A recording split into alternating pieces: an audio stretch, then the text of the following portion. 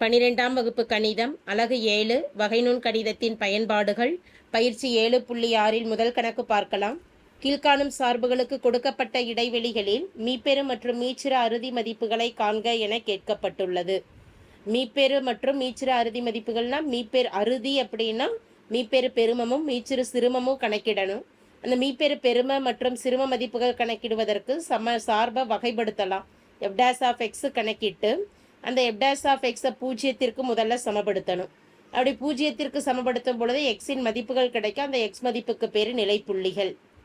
அந்த நிலைப்புள்ளிகள் கிடைத்திருக்கக்கூடிய நிலைப்புள்ளிகள் மற்றும் கொடுக்கப்பட்டிருக்கக்கூடிய இடைவெளியில் அமையக்கூடிய மதிப்புகள், கீழ் எல்லை மேல் எல்லையில் அமையக்கூடிய மதிப்புகள், இது அனைத்தையும் சார்புல பிரதியிட்டு எந்த மதிப்பு நமக்கு பெரிய மதிப்பாக இருக்குதோ அதுதான் மீப்பெரு பெரும மதிப்பு, சிறிய எண்ணாக கிடைக்கக்கூடியது மீச்சிறு சிறும மதிப்பு ஆகும்.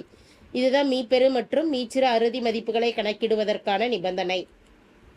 வினாவில் கொடுக்கப்பட்டிருக்கக்கூடிய முதல் சப்டிவிஷன் f(x) = x² - 12x + 10. இதற்கான இடைவெளியானது 1,7 க்ளோஸ்டு இன்டர்வல், அதாவது மூடிய இடைவெளியில் கொடுக்கப்பட்டுள்ளது. சார்பு வகைப்படுத்தலாம் எக்ஸை பொறுத்து. f' x² வகையீடு 2 முன்னாடி வந்துடும், அடுக்கில் 1 குறையும் பொழுது 2x, எக்ஸை 12 அப்படியே இருக்கும். எக்ஸை பொறுத்து வகைப்படுத்தும் பொழுது 1, 10 என்ற மாறிலி மதிப்பு வகையிடும் பொழுது 0 ஆயிடும். அப்போ மதிப்பானது 2x - 12, 2x - 12. இந்த f' பூஜ்ஜியத்திற்கு சமப்படுத்தலாம். பூஜ்ஜியத்திற்கு சமப்படுத்தும் பொழுது 2x - 12 = 0. எக்ஸின் மதிப்பு தான் இதிலிருந்து கணக்கிடணும். -12 வலதுபுறம் போகிறப்ப +12 ஆகும். x = 12 பெருக்கல்ல இருக்கக்கூடிய 2 வலதுபுறம் போகிறப்ப வகுத்தல்ல 1 2 2 6 2 12. எக்ஸின் மதிப்பானது 6. இந்த 6 என்பது ஏற்புடைய மதிப்பாக அமையுமான்னு பார்த்துட்டோம் அப்படின்னா இடைவெளிக்கு இடையில இருந்ததுன்னா ஏற்புடையது. 1,7 என்ற இடைவெளிக்கு இடையில் 6 என்ற எண் இருக்கிறதுனால இஸ் பிலாங்ஸ் டு 1,2. இதை நிலைப்புள்ளியாக நம்ம எடுத்துக்கலாம். இப்போ இந்த 6 கொடுக்கப்பட்டிருக்கக்கூடிய இடைவெளியில் அமைந்திருக்கக்கூடிய கீழ் மற்றும் மேல் எல்லைகள் 1,2. இந்த 3 மதிப்புகளையும் சார்பு f(x)ல் பிரதியிடணும்.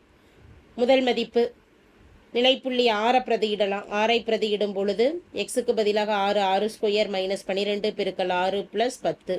சுருக்கும் பொழுது மதிப்பு 6 6 36 -6 12 72 + 10.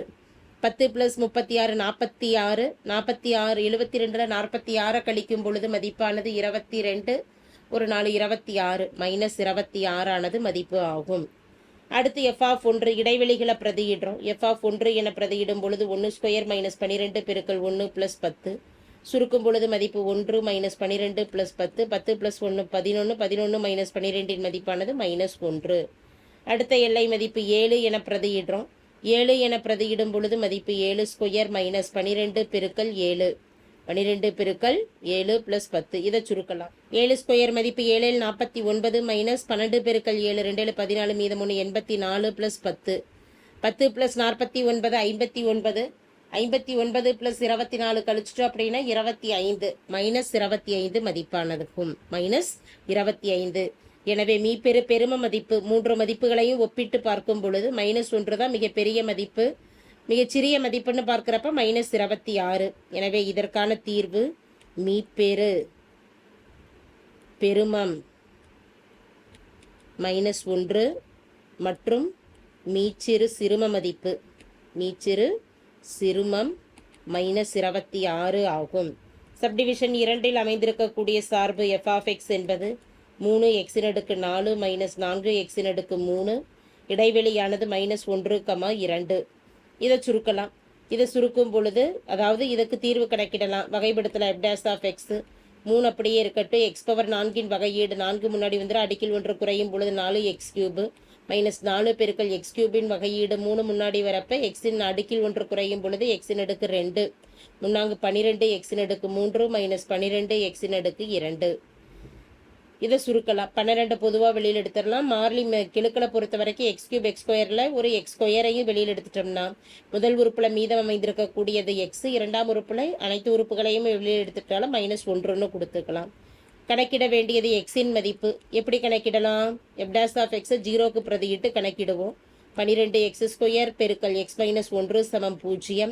12x², x² மதிப்பானது வலதுபுறம் போகிறப்ப 0/x²ங்கிறப்ப 0 ஆகிடும். அதான் 0/12 12 முதல்ல 0 ஆகிடும். x² பெருக்கல் x - 1 சமம் 0. 2 x உறுப்புகளையும் தனித்தனியாக 0ற்கு சமப்படுத்தலாம். அப்போ x² சமம் 0னா x = மதிப்பும் 0 தான். x = 0. -1 வலதுபுறம் போகிறப்ப மதிப்பானது +1 என கிடைக்கிறது. மதிப்பானது +1. இந்த 0 மற்றும் 1 என்பது எதற்கிடையில் இருக்குது? -1, +2 என்ற இடைவெளியில் அமைந்திருக்கிறதுனால இரண்டு உறுப்புகளுமே நிலைப்புள்ளிகளாக அமையும்.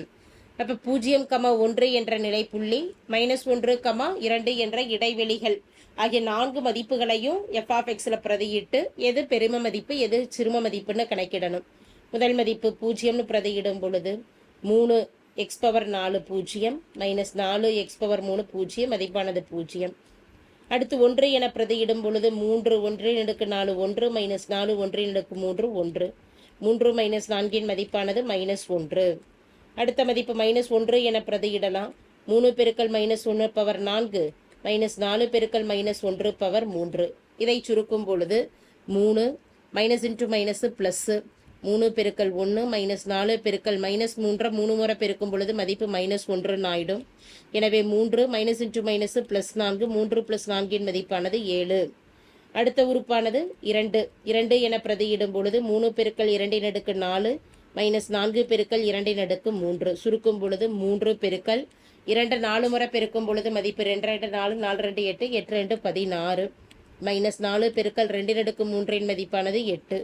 3 × 16 மதிப்பு 48 -8 32. இதை கழிக்கும் பொழுது 16 என்ற மதிப்பு கிடைக்கிறது.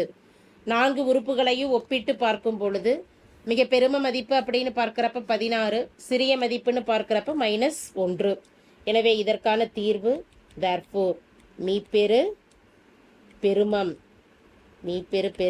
16, மீச்சிறு சிறுமம் -1 ஆகும். அடுத்து மூன்றாம் சப்டிவிஷனில் கொடுக்கப்பட்டிருக்கக்கூடிய சார்பு f(x) = 6 x⁴ -3 x⁴ 1/3, -1, f'(x) முதல்ல கணக்கிடலாம். 6 அப்படியே இருக்கட்டும். x⁴ 3 x⁴n இன் வகையீடானது n × x⁴n-1. 4/3 முன்னாடி வந்துடும். 4/3 அடுக்கில் 1 குறையும் பொழுது 4/3 -1. அடுத்த மதிப்பு -3 பெருக்கல் 1/3 x⁴ 1/3 -1. இதை சுருக்கலாம்.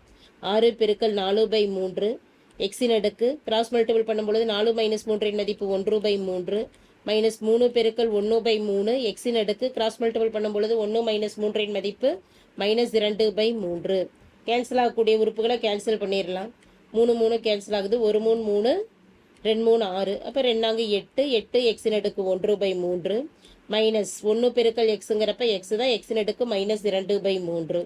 அடுக்கில் மைனஸ் இருக்குது அப்படின்னா அதை கீழே வகுத்தலுக்கு கொண்டு வரப்போ ப்ளஸ்ன்னு ஆகிடும். எனவே x⁴2/3. இதை கிராஸ் மல்டிபிள் பண்ணி பகுதியை நம்ம ஒரே எண்ணாக கொண்டு வரோம் அப்படின்னா 8 8 பெருக்கல் x⁴ 1/3 பெருக்கல் x⁴ 2/3 -1. எது காமன் ஆகிடும்? பை x⁴ 2/3 ஆனது காமன் ஆகிடும்.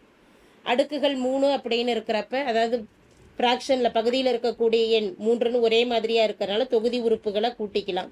அடிமானம் சமம் என்றால் அடுக்குகளை கூட்டுவோம். அப்போ 1/3 + 2/3 -1 பை x⁴ 2/3. சுருக்கும் பொழுது 8 பெருக்கல் x⁴ 1 + 2 பகுதி சமமாக இருக்கிறனால தொகுதிகளை கூட்டும் பொழுது 3/3 -1 3 3 கேன்சல் ஆகிடுது. By x⁴ 2/3. எனவே 8x - 1 பை x⁴ 2/3 என்பதுதான் மீதம் அமைந்திருக்கக்கூடிய f'(x) இன் மதிப்பு ஆகும்.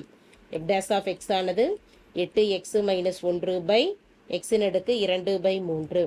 எக்ஸின் மதிப்பு எவ்வாறு கணக்கிடுவோம்? f'(x) பூஜ்ஜியத்திற்கு சமப்படுத்தி கணக்கிடுவோம். 8x - 1 பை x⁴ 2/3 சமம் 0. பகுதி மதிப்பு வலதுபுறம் பெருக்கல்ல போகிறப்ப 0 ஆகிடும். மீதம் அமைந்திருக்கக்கூடியது 8x - 1 சமம் 0. -1 வலதுபுறம் போகிறப்ப +1 ஆகிடும். எக்ஸின் மதிப்பானது 1/8. கொடுக்கப்பட்டிருக்கக்கூடிய இடைவெளியானது -1, 1. 1/8 கேன்சல் பண்ணிட்டோம்னா 0 சம்திங்கில் வரும். இந்த எண்ணானது -1, 1 என்ற இடைவெளியில் அமைகிறது. எனவே நிலைப்புள்ளி 1/8 இடைவெளியில் அமைந்திருக்கக்கூடிய மதிப்புகள் -1 1 எஃப் ஆஃப் எக்ஸில் பிரதியிட்டு மதிப்புகள் கணக்கிடலாம். எஃப் ஆஃப் 1/8 என பிரதியிடும் பொழுது 6 பெருக்கல் 1/8 அடுக்கில் 4/3 -3 பெருக்கல் 1/8 அடுக்கில் மதிப்பானது 1/3. 6 பெருக்கல் 1/8 என்பதை 1/2 அடுக்கு 3 எழுதலாம். அது இல்லாமல் அடுக்கில் ஒரு 4/3 இருக்குது. -3 பெருக்கல் 8 1/8 1 அடுக்கு 1/2 அடுக்கு 3 பெருக்கல் 1/3. இதில் 3 கேன்சல் ஆகிடுது. 3 கேன்சல் ஆக போக 6 பெருக்கல் 1/2 அடுக்கு 4 இருக்குது. -3 பெருக்கல் 1/2.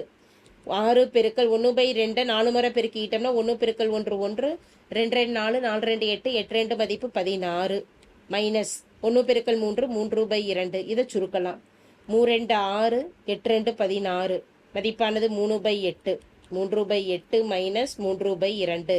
பகுதி மதிப்புகள் ஒரே மாதிரி இருந்ததுன்னா தொகுதியை கூட்டலாம்.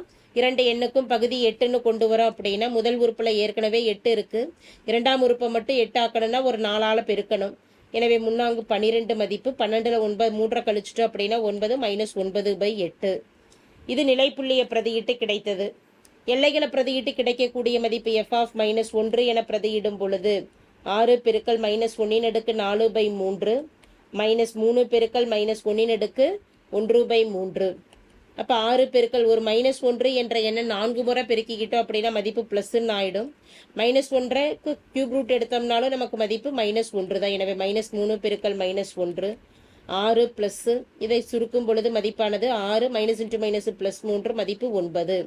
அடுத்து +1 என்ற மதிப்பு பிரதியிடும் பொழுது 6 1 பெருக்கல் 4 அடுக்கு 3 -3 1 அடுக்கு 1/3. எனவே 6 -3 தான் கிடைக்கும்.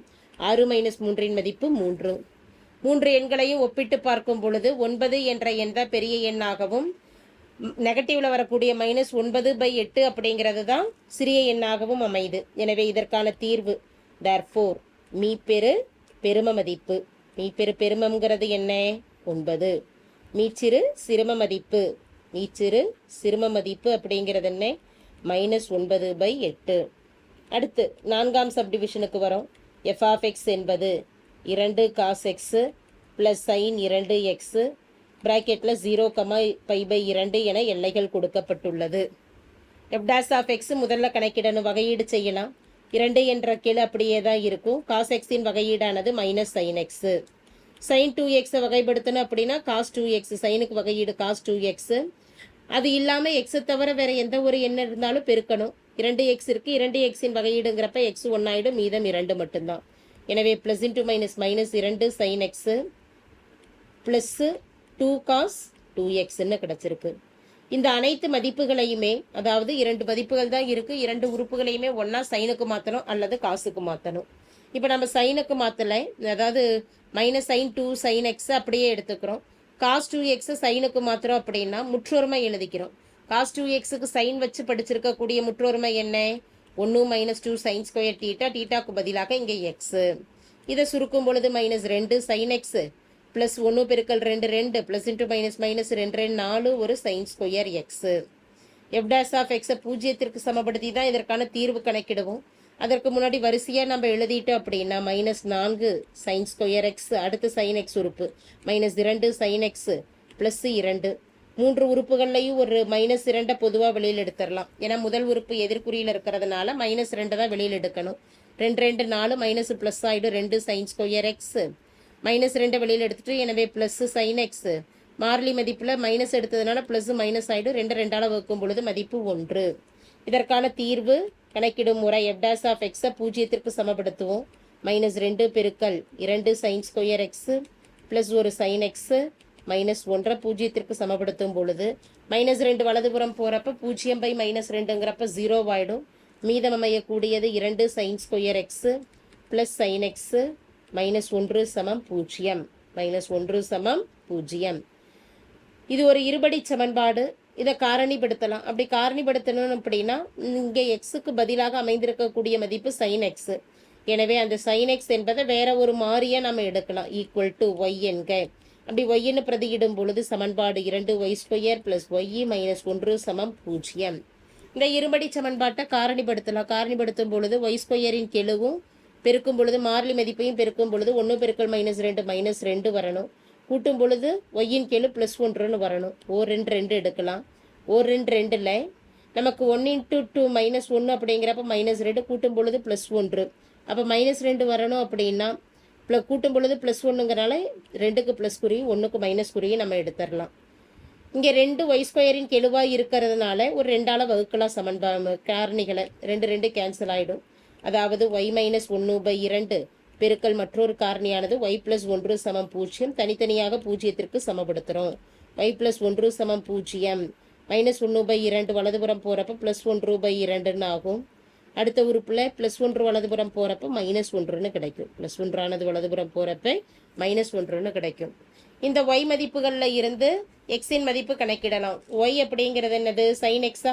அப்போ sin x = 1/2ன்னு எடுத்துட்டோம்னா சைனோட எந்த கோண மதிப்பிற்கு 1/2ங்கிற மதிப்புன்னு பார்த்துட்டோம்னா sin 30 டிகிரி.